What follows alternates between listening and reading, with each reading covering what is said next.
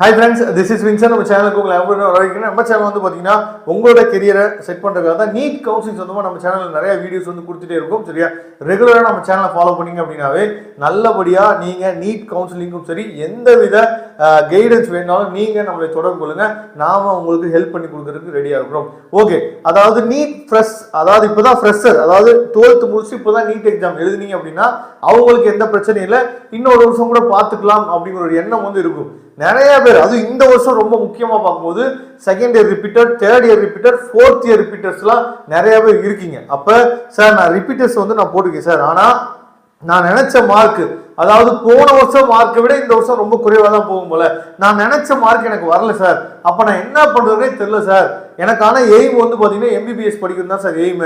அப்படிங்கிற பட்சத்துல நான் ஏற்கனவே 3 வருஷத்தை வேஸ்ட் பண்ணிட்டேன், நான் ஏற்கனவே 2 வருஷத்தை நான் வேஸ்ட் பண்ணிட்டேன், நான் இவ்வளவு நாள் அதாவது உட்காந்து படிச்சு எல்லாமே இந்த நீட் எக்ஸாம் என்னோட கனவுலாம் என்னன்னு பாத்தீங்கன்னா தகர்ந்துருச்சு சார், நான் என்ன பண்ணேன்னு தெரியல. அப்போ வீட்டுல வந்து பாத்தீங்கன்னா நான் வந்து டீம்டு யூனிவர்சிட்டி படிக்கிறதுக்கோ இல்ல ஒரு பிரைவேட் யூனிவர்சிட்டியில படிக்கிறதுக்கோ ஒரு வருஷத்துக்கு 20 லட்சம் 25 லட்சம் ஸ்பெண்ட் பண்றதுக்கு நீங்க ரெடியா இருந்தீங்கன்னா நீங்க நம்மளை தொடர்பு கொள்ளுங்க. அதுக்கு என்ன ஐடியாவை யூஸ் பண்ணி நம்ம வந்து டீம்டு யூனிவர்சிட்டி எடுக்கணும். ஏன்னா நிறைய பேர் லாஸ்ட் இயர் வந்து பாத்தீங்கன்னா மார்க் வச்சுட்டு யூனிவர்சிட்டி டீம்டு யூனிவர்சிட்டி எடுக்கவே இல்லை, எடுக்காம விட்டுட்டு லாஸ்ட் ரவுண்ட் போய் எடுக்கிறேன்னு சொல்லிட்டு நிறைய பேருக்கு வந்து டீம்டு யூனிவர்சிட்டி கிடைக்கல. கையில காசு இருக்கு ஆனா சீட் எடுக்க முடியல, அந்த மாதிரிலாம் நிறைய பேர் இருக்காங்க. அப்ப ஒரு கைடன்ஸ் உங்களுக்கு இருந்துச்சு அப்படின்னா நீங்க தெளிவா டீம்டு யூனிவர்சிட்டியில குறைவான ஃபீஸ்ல உங்களால என்ன பண்ண முடியும்னா படிக்க முடியும். சரியா? 18 லட்ச ரூபாயில இருந்து 25 லட்ச ரூபாய் வரைக்கும் வருஷத்துக்கு ஸ்பெண்ட் பண்றதுக்கு நீங்க ரெடியா இருந்தீங்கன்னா நீங்க தொடர்பு கொள்ளுங்க.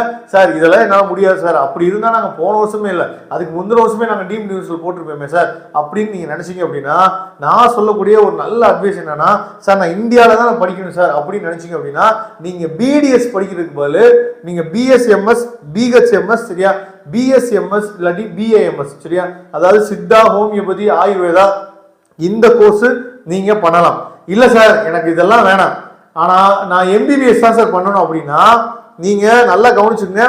லாஸ்ட் இயர் நீங்க வந்து எலிஜிபிள் ஆயிருப்பீங்க, இந்த வருஷம் நீங்க எலிஜிபிள் மார்க் கூட வருமா என்னன்னு சொல்லி டவுட்ல இருப்பீங்க. அப்ப லாஸ்ட் இயரோட எலிஜிபிள் மார்க் இருந்துச்சு அப்படின்னாலும் இந்த வருஷம் உங்களால எம்பிபிஎஸ் பண்ண முடியும். எங்க அப்படின்னா அப்ராட்ல பண்ண முடியும். சரியா?